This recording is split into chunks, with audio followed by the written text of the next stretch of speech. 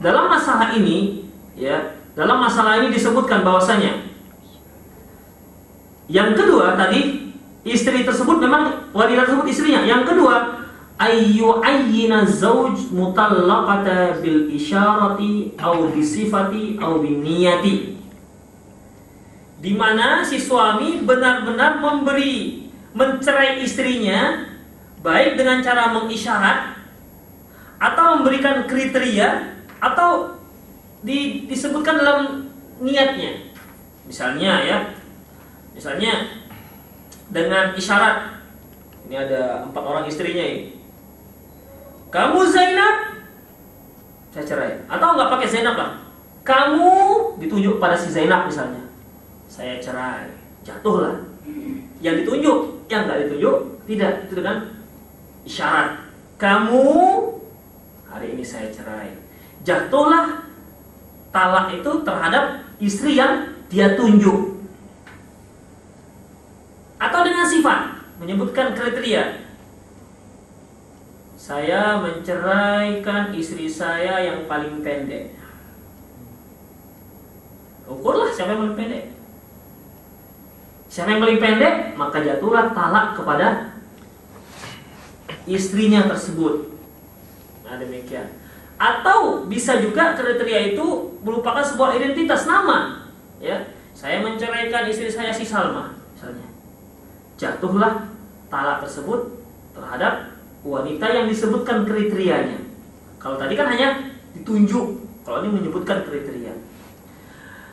Ataupun dengan niat. Ya. Maksudnya bagaimana dengan niat ini? Nawa wahidah walam yushir ila ihdahunna fa innaha talaqa duna ghairiha. Dia berniat mengatakan begini di depan istrinya, salah seorang istri saya, salah seorang dari kalian itu saya cerai. Di hatinya sudah tahu siapa yang diantaranya itu. Hanya saja dia menyebutkan salah seorang di antara kalian, maksudnya istri-istrinya, saya cerai. Kalau tidak ada penentuan dalam hatinya, masih pilih-pilih siapa kira-kira yang layak dicerai, itu belum.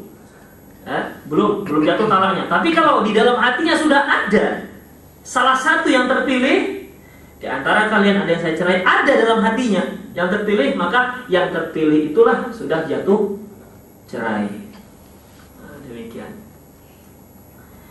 Kemudian bagaimana kalau seorang suami ini in asyara ila wahidah wa wasafa ghairuha, dia berbicara dengan seseorang, mengisyaratkan pada seorang, namun kriterianya itu tidak ada di situ. Seperti misalnya nama istrinya ada yang namanya Zainab atau Salma, ada yang Fatimah, ada yang Aisyah misalnya, 4 orang istrinya. Karena ini berlaku, contohnya ini hanya untuk yang untuk yang banyak istrinya. Kalau yang satu nggak bisa kayak niat.